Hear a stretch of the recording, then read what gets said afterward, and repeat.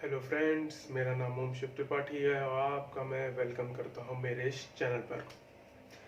इस चैनल पर हम लोग सबसे इंटरेस्टिंग सब्जेक्ट फिजिक्स के बारे में समझेंगे, जानेंगे और सीखेंगे उसके बारे में। ये काफ़ी इंटरेस्टिंग सब्जेक्ट है। आपको कई बार लगता होगा कि ये हार्ड सब्जेक्ट है या फिर डिफ़िकल्ट सब्जेक्ट है, लेकिन ऐसा नहीं है। ये काफ़ी इजी तो नहीं कह सकते, लेकिन हाँ, इंटरेस्टिंग बहुत है। आपको बस इसको एक नज़रिया चाहिए होता है देखने का।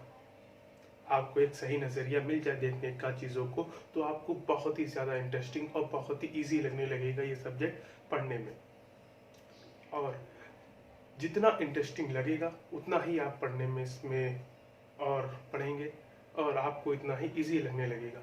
तो मेरा काम यहाँ पे सिर्फ ये नहीं है कि आपको इस सब्जेक्ट में बताना चीज़ों को, टॉपिक्स को समझाना, बल्कि आपका इंटरेस्ट डेवलप करना भी है इसमें। और अगर आपका इंटरेस्ट डेवलप हो गया मेरी हेल्प से, तो मैं बहुत ही खुश होऊंगा। मुझे सबसे ज़्यादा खुशी होगी कि इस छोटी सी चीज़ को मैं कर पाया। चलिए चालू करते हैं। चालू करने से पहले एक चीज़ मैं बताना चाहूँगा कि हम लोग फिजिक्स के बारे में जान लेते हैं। कई बार ऐसा होता है कि हम लोग पढ़ तो लेते हैं सब्जेक्ट को, चीज़ों को जान लेते हैं, लेकिन यही नहीं जानते कि वो सब्जेक्ट क्या है या फिर क्यों पढ़ रहे हैं उसको। ये वही बात हो जाएगी कि आपने कार चलाना सीख लिया, लेकिन यही नहीं जाना कि कार क्या होती है, उसका यूज़ क्या है। ठीक है, तो फिजिक्स हम लोग क्यों क्या है फिजिक्स, यही जान लीजिए पहले। फिजिक्स एक ऐसा सब्जेक्ट है जिसमें हम लोग नेचर और उसके फिनोमिना, नेचुरल फिनोमिना के बारे में पढ़ते हैं। अब नेचुरल फिनोमिना क्या होते हैं? जो नेचुरल इवेंट्स होते हैं उन्हें नेचुरल फिनोमिना कहते हैं। जैसे कि इस मार्कर को मैं अगर ड्रॉप कर दूं तो ये नीचे क्यों गिरा, तो ये एक इवेंट हो गया। ठीक है, क्या कहते हैं, जो भी सारे इवेंट आप नेचर में देख रहे हैं, मोशन और जो भी सारे हैं इवेंट, जो भी क्या कहते हैं मास और एनर्जी से रिलेटेड है इवेंट, वो सारे के सारे इवेंट नेचुरल फिनोमिना में आते हैं। ठीक है, तो इन सारी चीज़ों की स्टडी जो होती है वो फिजिक्स में आती है। चलिए चालू करते हैं आज का topic, unit, physical quantity and dimensions. तो सबसे पहले बात कर लेते हैं हम लोग फिजिकल क्वांटिटी क्या होती है। वो सारी क्वांटिटी जो किसी नंबर की हेल्प से, किसी एक फिजिकल फिनोमिना को डिस्क्राइब करती हैं, वो फिजिकल क्वांटिटी कहलाती हैं। ठीक है, अब फिजिकल फिनोमिना क्या होते हैं, अभी आपको बताया। जो इवेंट्स होते हैं, जो नेचर में इवेंट्स हो रहे हैं, फिजिकल इवेंट्स हो रहे हैं, उनको हम लोग फिजिकल फिनोमिना कहते हैं। ठीक है, अब इवेंट्स कई तरीके के होते हैं। आपने मोशन किया, आपने डिस्टेंस ट्रेवल की, ठीक है, ये सारे जो इवेंट्स हैं ये सारे फिजिकल फिनोमिना में आ जाते हैं। तो उसके बाद बात कर लेते हैं हम लोग यूनिट की। यूनिट क्या होती है? फिजिकल क्वांटिटी को मेजर करने के लिए हम लोग को एक कोई जिससे इजी हो जाए वो चीज़ मेजर करने में, उसे कहते हैं यूनिट। जैसे कि आपको अगर मैं पोटैटो दे दूं काउंट करने के लिए, तो आपको ये काफ़ी हार्ड हो जाएगा पोटैटो को काउंट करना। अगर वो स्मॉल अमाउंट में है तो आप इजी हो जाएगा, लेकिन अगर वो ज़्यादा अमाउंट में है तो वो काफ़ी हार्ड होगा आपके लिए उसे काउंट करना। जैसे आपको कुछ पोटैटो आपने काउंट कर लिए 1 2 3 4 एक्सेट्रा एक्सेट्रा, ठीक है, लेकिन बहुत सारा अमाउंट है, एक रूम, पूरा रूम फिल था पोटैटो से, तो आप उसे काउंट कर नहीं सकते, इतनी आसानी से काउंट नहीं कर सकते। और हर पोटैटो का साइज अलग है, उसका वेट अलग होगा, तो आपको काउंट करना और किस पोटैटो को किस में रखना है ये भी आपको दिक्कत आएगी। ठीक है, दूसरा एग्जांपल ले लेते हैं। चलिए पोटैटो को काउंट कर भी लिया, ग्रेन्स का, ग्रेन्स को तो और भी ज़्यादा डिफिकल्ट हो जाएगा। ठीक है, अब कोई मान लीजिए आपने डिस्टेंस ट्रेवल की, तो डिस्टेंस ट्रेवल की आप कैसे बताएंगे कि आपने कितनी डिस्टेंस ट्रेवल की या फिर कैसे की? तो आप सोच सकते हैं कि आप number of counting step count कर लें कि कितने आपने स्टेप कवर करें, उससे बता सकते हैं। लेकिन ये भी इजी नहीं होगा, क्योंकि आपका हर एक स्टेप अलग अलग लेंथ का होता है, वो इक्वल साइज में नहीं होता है।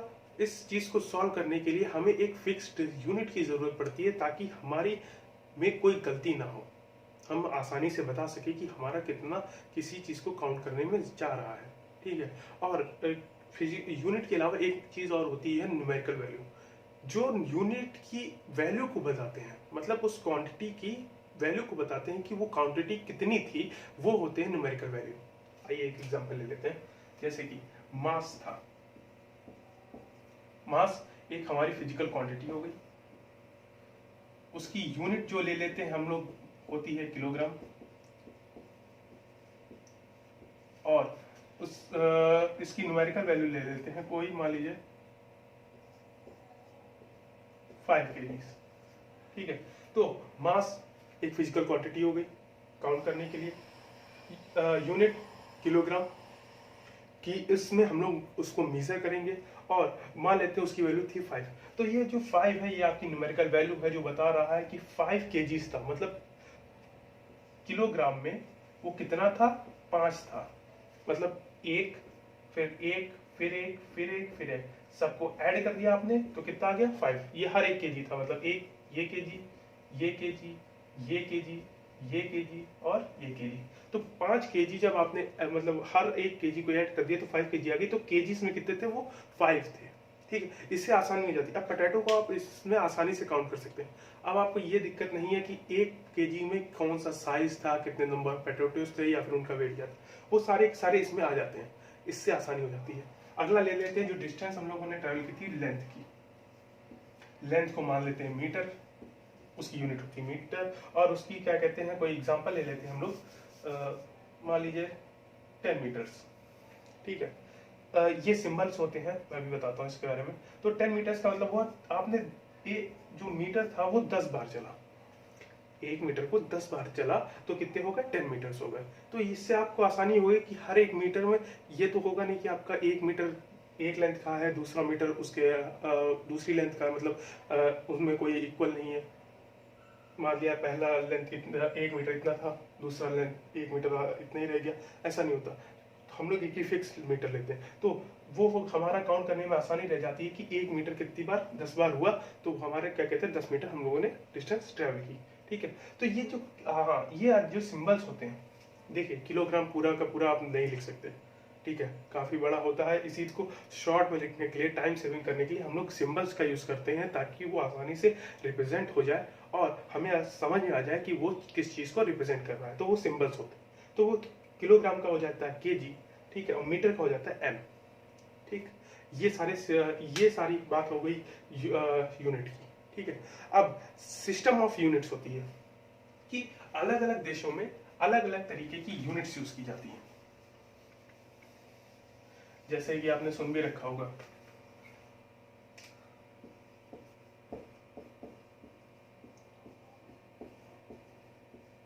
तीन तरीके के सिस्टम है हमारा, एक एमकेएस, दूसरा है एफपीएस और तीसरा है सीजीएस। एमकेएस मीटर, किलोग्राम और सेकंड। एफपीएस होता है फुट, पाउंड और सेकंड, और सीजीएस होता है सेंटीमीटर, ग्राम और सेकंड। जो हमारे ईस्ट वेस्टर्न कंट्रीज है, यूरोप अमेरिका के साइड एफपीएस यूज किया जाता है, और जो हमारे ईस्टर्न कंट्रीज है एशिया, उसमें एमकेएस होता है। हम लोग जो इंडिया में यूज किया जाता है वो मीटर, किलोग्राम, सेकंड यूज करते हैं, लेकिन आपने अगर हॉलीवुड फिल्म मूवीज देखते होंगे तो फुट, पाउंड, सेकंड यूज करते हैं। ठीक है, और सीजीएस जो होता है वो एमकेएस की ही स्मॉल यूनिट है। स्मॉल यूनिट है, देखिए मीटर का सेंटीमीटर, हम लोग सेंटीमीटर हमारा छोटा होता है मीटर से, ग्राम छोटा होता है किलोग्राम से, और सेकंड तीनों में कॉमन रहता है। ठीक है, तो ये हमारे क्या कहते हैं, जो सीजीएस है सिस्टम है वो एमकेएस से छोटी, तो मतलब स्मॉल यूनिट्स के लिए लिया जाता है। ठीक है, जो ये शुरू की लाइन है ये मास डिफाइन करती है, ये जो है ये हमारा क्या कहते हैं, सॉरी, ये लेंथ को, पहली लाइन लेंथ को, दूसरी लाइन मास को, और तीसरी लाइन टाइम को बताती है। ठीक है, और टाइम सेकंड सब में कॉमन रहता है, वो कोई चेंज नहीं होता। ठीक है, तो अब आता है कि क्योंकि हर एक देश की अलग अलग है, ईस्ट पार्ट ये यूज कर रहा है, वेस्टर्न पार्ट ये यूज कर रहा है, तो ऐसे अंतर हो जाता है। तो 1960s में हुआ क्या कि एसआई सिस्टम एक फॉलो किया गया। एसआई सिस्टम फॉलो किया गया, इसका था एसआई सिस्टम में हम लोगों ने इंटरनेशनली एक्सेप्ट किया कि कौन सी सारे देशों को एक ही यूनिट को फॉलो करना है। ठीक है, एसआई का मतलब system international unit. System international unit, जिसका फ्रेंच इक्विवेलेंट होता है international system of unit. French equivalent है इंटरनेशनल सिस्टम ऑफ यूनिट। वो हम लोगों ने 1960s में अडॉप्ट किया कि हर एक देश यही फिक्स्ड एक यूनिट हर एक देश लागू करेगा, और एसआई सिस्टम ने एमकेएस को इंटरनेशनली मान लिया कि ये यूनिट हर देश को माननी होगी, यही यूनिट हर देश के लिए चलेगी। ठीक है, तो आगे बात करते हैं कि क्या कहते हैं, फिजिकल क्वांटिटीज में दो तरीके की क्वांटिटी आती हैं, एक आती है फंडामेंटल और दूसरी होती है डेराइव्ड। एक होती है फंडामेंटल, एक होती है डेराइव्ड।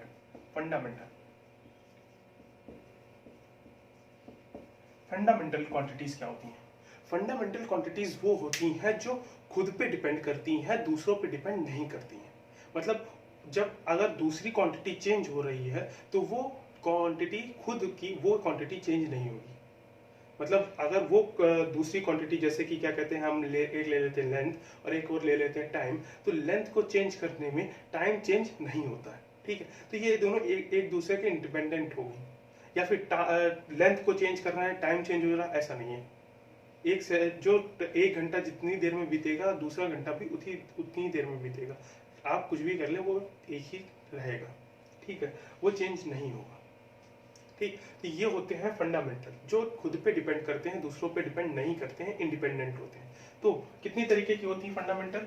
फंडामेंटल यूनिट होती है 7 तरीके की। लेंथ, मास, टाइम, इलेक्ट्रिक करंट,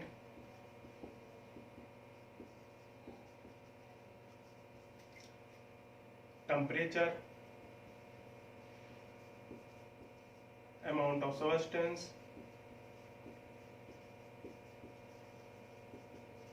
और luminous intensity।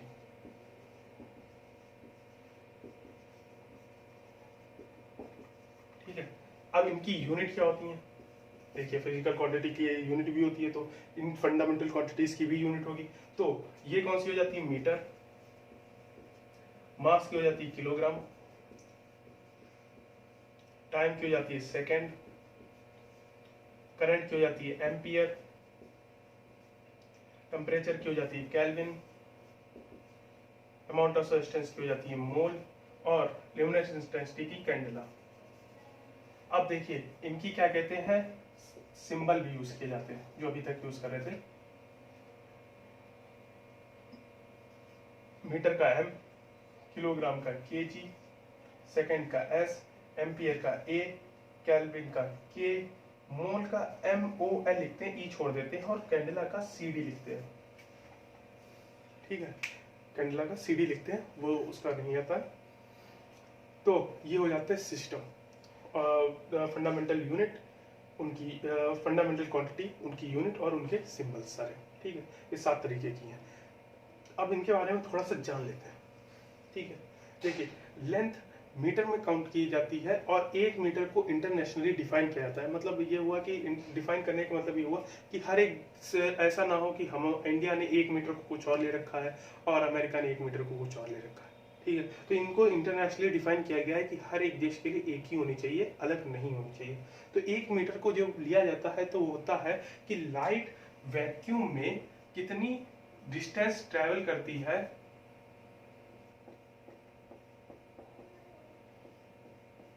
इतने सेकंड में। ये फ्रैक्शन में होता है, इतने सेकंड में लाइट जितनी डिस्टेंस ट्रेवल करेगी 1/299,792,458 सेकंड्स में कितनी डिस्टेंस जो ट्रेवल करेगी वैक्यूम में लाइट, वो होता है 1 मीटर के बराबर।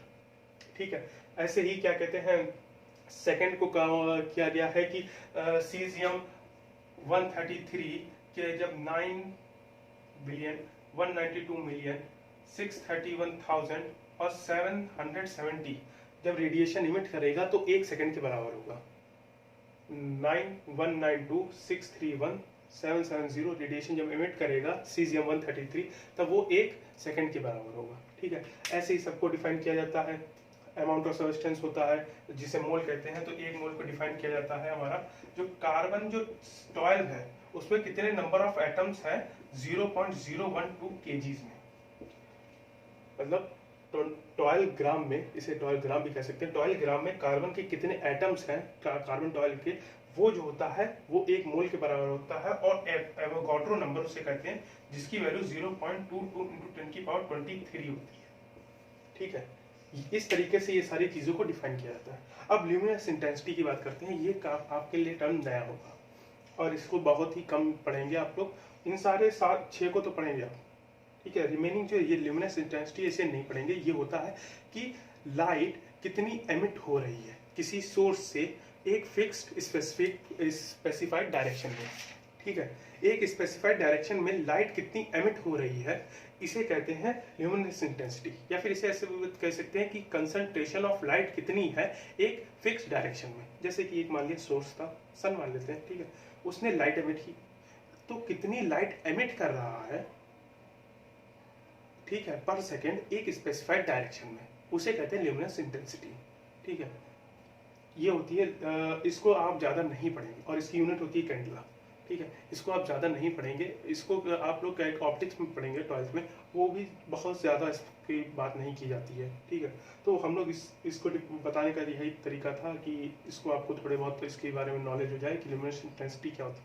बाकी ये 6 जो क्वांटिटीज़ हैं इसके बारे में अब तो बहुत ज़्यादा पढ़ेंगे, ठीक है। लेकिन जब इसकी बात आएगी ल्यूमिनस इंटेंसिटी की, जब टॉपिक आएगा तो उसके बारे में डिटेल में पढ़ाया जाएगा, आप उसकी चिंता मत करिएगा, ठीक है। तो ये हो गई क्या कहते हैं फंडामेंटल क्वांटिटीज की बात। अब आती है 2 और क्वांटिटीज होती है जिसे हम लोग सप्लीमेंट्री कहते हैं। उन्हें सप्लीमेंट्री यूनिट कहते हैं। वो क्या कहते हैं, ना ही डेराइव्ड में आ जा पाती हैं ना ही फंडामेंटल में आ पाती हैं। तो वो 2 कौन सी होती है, एक होता है प्लेन एंगल, आपने एंगल देख रखा होगा, वो ना ही डेराइव्ड में आप ले पाते हैं ना ही फंडामेंटल में, और एक होता है सॉलिड एंगल। ये सप्लीमेंट्री होती है। इसकी जो यूनिट होती है वो होती है रेडियन और इसकी होती है स्टेरेडियन। इसे RAD सिंबल से है और इसे SR से है। प्लेन एंगल, आपने प्लेन एंगल तो देखा ही होगा, जो नॉर्मल एंगल बन जाता है वो प्लेन ही एंगल होता है, ठीक। सॉलिड एंगल थोड़ा सा खास होता है, जब हमारा कोन का, आप देखते होंगे जो ये एंगल होता है प्लेन का, ठीक है, कोन में जब देखिएगा ये कोन है, इसके जो सेंटर से देखेंगे तो आपको जो ये दिखाई देगा ये होता है हमारा सॉलिड एंगल, ठीक है। ओमेगा से, कैपिटल ओमेगा से डिनोट करते हैं इसे, ठीक है। ये क्या कहते हैं सॉलिड एंगल, आप आगे पढ़ेंगे इसके बारे में और अच्छे से पढ़ेंगे। तो ये 2 तरीके की होती हैं सप्लीमेंट्री यूनिट्स, ठीक है। अब आप बात करते हैं डेराइव्ड यूनिट। डेराइव्ड यूनिट क्या होती है या डेराइव्ड क्वांटिटीज क्या होती हैं। डेराइव्ड क्वांटिटीज वो क्वांटिटी होती हैं जो फंडामेंटल क्वांटिटीज पर बेस्ड होती हैं, मतलब उनसे मिलके बनी होती हैं, ठीक है। जैसे कि हम लोग ले लेते हैं वॉल्यूम। वॉल्यूम को क्या होता है, length into breadth into height, ठीक है। लेंथ की क्या यूनिट क्या होती है, मीटर, ठीक है। ब्रेथ भी किस में मेजर करते हैं, मीटर में, वो भी एक लेंथ होती है। और हाइट भी एक लेंथ होती है, उससे भी मेजर करते हैं मीटर में। तो इसकी जब देखिए बेस सेम है, पावर क्या हो जाती है, ऐड हो जाती है, तो क्या हो जाता है m⁻³ तो वॉल्यूम की जो यूनिट आ जाती है वो क्या आ जाती है m3, मीटर क्यूब, ठीक है। अब ये देखिए कि आप क्या कहते हैं, ये फंडामेंटल तो है नहीं क्योंकि ये m³ है, ठीक है, लेकिन ये फंडामेंटल क्वांटिटी से डेराइव्ड हुई है, लेंथ से, लेंथ की ही क्या कहते हैं क्यूब आया है जो कि फंडामेंटल क्वांटिटी से डिराइव हुआ है। तो वॉल्यूम फंडामेंटल क्वांटिटी से डिराइव हुई है। तो ऐसी जो क्वांटिटीज जो फंडामेंटल क्वांटिटी से डिराइव्ड होती हैं या निकाली जाती हैं, ठीक है, या बेस्ड जो फंडामेंटल क्वांटिटीज पे बेस्ड होती हैं, उन्हें क्या कहते हैं हम लोग डिराइव्ड यूनिट कहते हैं, ठीक है। एक और एग्जांपल ले लेते हैं डेंसिटी का।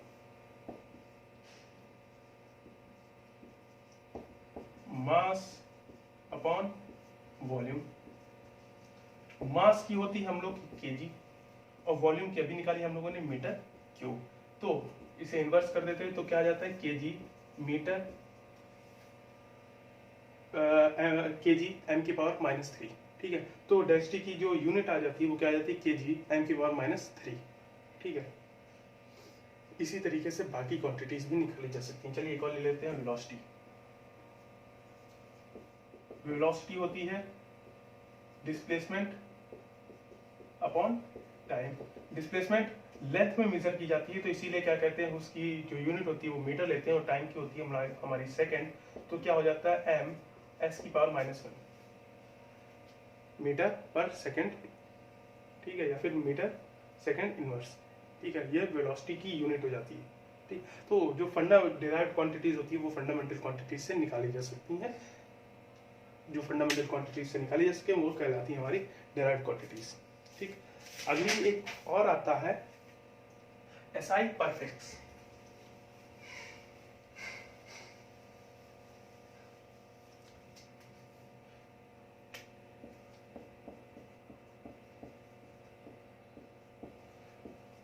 हम लोग क्या कहते हैं, यूनिट जब बहुत बड़ी होने लगती है, मतलब न्यूमेरिकल वैल्यू जब बड़ी होने लगती है तो उनको छोटा और इजी बनाने के लिए हम लोग इनका यूज करते हैं, ठीक है। जैसे कि 10 की पावर, जब क्या कहते हैं, मान लीजिए कोई लिखा था 3000 लिखा था, ठीक है, तो उससे क्या लिख सकते हैं 3 × 10 की पावर 3, ठीक। मान लीजिए ये केजी था, ठीक है, या मीटर था, ठीक है, ये मीटर था, तो ये 10 की पावर 3 को लिखा जा सकता है किलो, 1 किलो और इनटू मीटर,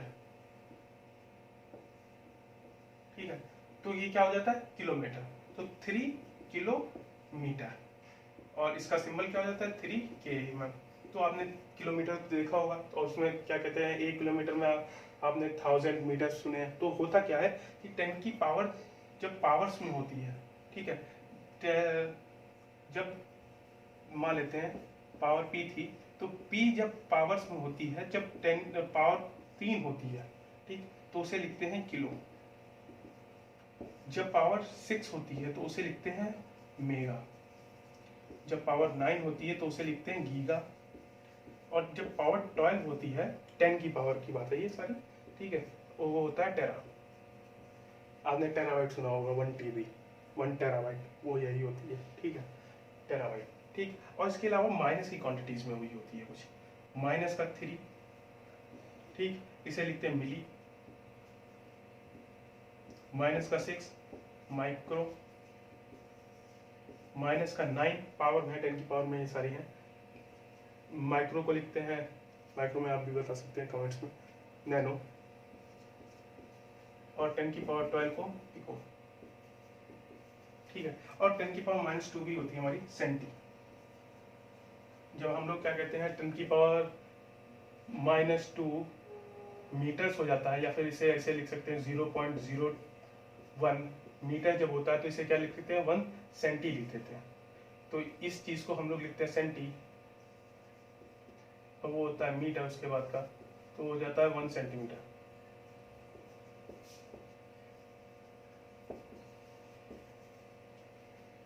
ठीक। तो ये सारे परफेक्ट्स होते हैं जो यूज किए जाते हैं यूनिट्स के पहले, ताकि हम लोग को इजी पड़ जाए किसी भी चीज़ को करने के लिए, ताकि हमें और इजी हो जाए यूनिट्स को समझने में और किसी चीज़ को सॉल्व करने में, ठीक है। आखिर एक और चीज़ आती है डायमेंशंस की। डायमेंशन क्या होती है? कोई भी क्वांटिटी फंडामेंटल क्वांटिटीज पे किस तरीके से डिपेंड करती है वो बताता है डायमेंशन। मतलब क्या हुआ कि फंडामेंटल क्वांटिटीज को चेंज करने पे हमारी जो कोई भी क्वांटिटी जो चेंज होती है उन्हें कहते हैं हम लोग डायमेंशंस।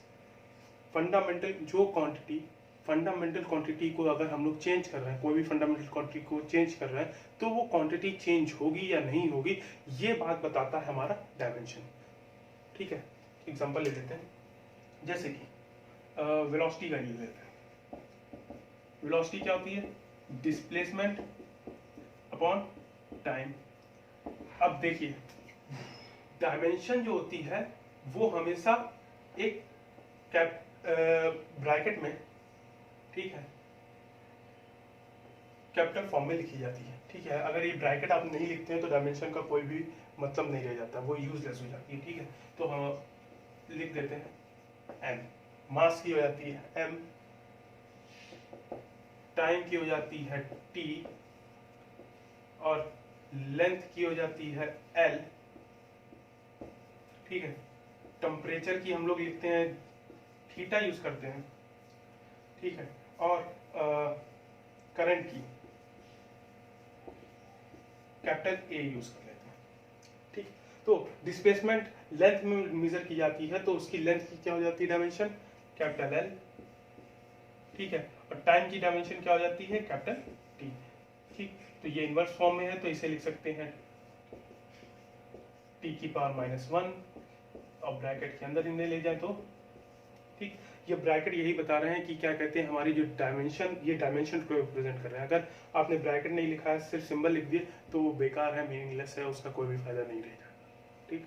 तो ये बताती है कि वेलोसिटी जो है उसकी डायमेंशन क्या हो गई, एल टी -1। आप यहाँ पे देख रहे हैं मास नहीं है, तो हम लोग मास को लिख सकते हैं m की पावर 0 t -1, और किसी की पावर 0 होती है तो 1 होती है, तो कोई भी इफेक्ट नहीं पड़ेगा, ठीक। तो मास की पावर 0। अब ये देखिए, मास को चेंज करने पे वेलोसिटी चेंज नहीं होती है, ये डायमेंशनली ये बता रहा है, ठीक। ये और बाकी की जो क्वांटिटीज है वो उनकी पावर भी 0 है। तो अगर हम लोग करंट को चेंज कर दें तो वेलोसिटी चेंज होगी, नहीं होती है, ठीक। और डायमेंशन भी यही बता रहा है। तो डायमेंशन ये बताती है कि कोई भी क्वांटिटी, फंडामेंटल क्वांटिटी को चेंज करने पे क्या कोई क्वांटिटी चेंज होगी या नहीं होगी, ये बताती है हमारी डायमेंशन। देखिए यहाँ पे मास को अगर चेंज करें तो वेलोसिटी चेंज होगी, नहीं। लेकिन लेंथ को चेंज करें तो हमारी वेलोसिटी चेंज होगी, हाँ। अगर मान लीजिए 5 सेकंड में आप 10 मीटर जा रहे थे, ठीक, और अगले 5 सेकंड में आप 20 मीटर जा रहे हैं, तो आपने वेलोसिटी इंक्रीज कर दी, आपकी लेंथ इंक्रीज हुई और आपने वेलोसिटी भी इंक्रीज कर दी। तो देखिए लेंथ इंक्रीज करी, वेलोसिटी भी चेंज हुई, हाँ। तो लेंथ चेंज करने पे वेलोसिटी चेंज हो रही है, हाँ। अब ये मान लीजिए 5 सेकंड में 10 मीटर जा रहे थे, अब 10 सेकंड में आप 10 मीटर जा रहे हैं, ठीक। तो आपने क्या कहते हैं, स्पीड आपकी डिक्रीज हो गई, तो टाइम चेंज करने पे आपकी वेलोसिटी चेंज हो रही है, हाँ। तो वो क्वांटिटीज, फंडामेंटल क्वांटिटीज की चेंज करने पे क्या वो बेसिक क्वांटिटी हमारी चेंज हो रही है या नहीं हो रही, ये सारी बात हमारी डायमेंशन बताता है, ठीक है। और डायमेंशन हमारी क्या कहते हैं, किसी भी इक्वेशन को चेक करने के लिए भी यूज करते हैं कि कोई भी इक्वेशन जो हमारी लिखी गई है वो सही है या नहीं है। ये भी हम लोग चेक करने के लिए डायमेंशन एनालिसिस की बात करते हैं, ठीक। जब आगे बात आएगी कि किसी भी क्वेश्चन को चेक करना है कि वो सही है या नहीं है, तो हम लोग डायमेंशन एनालिसिस की और अच्छे से बात करेंगे, ठीक है। तो आज के लिए बस इतना ही। मैं उम्मीद करता हूँ कि आपको ये वीडियो पसंद आया होगा, और आया हो तो इसे लाइक करिएगा, कमेंट करिएगा, शेयर करिएगा। और आपको अगर कोई भी डाउट हो किसी से भी रिलेटेड, तो आप कमेंट में बताइएगा, आपकी प्रॉब्लम को ज़रूर सॉल्व किया जाएगा, ठीक है। और सब्सक्राइब जरूर करिएगा मेरे चैनल को। Thank you so much.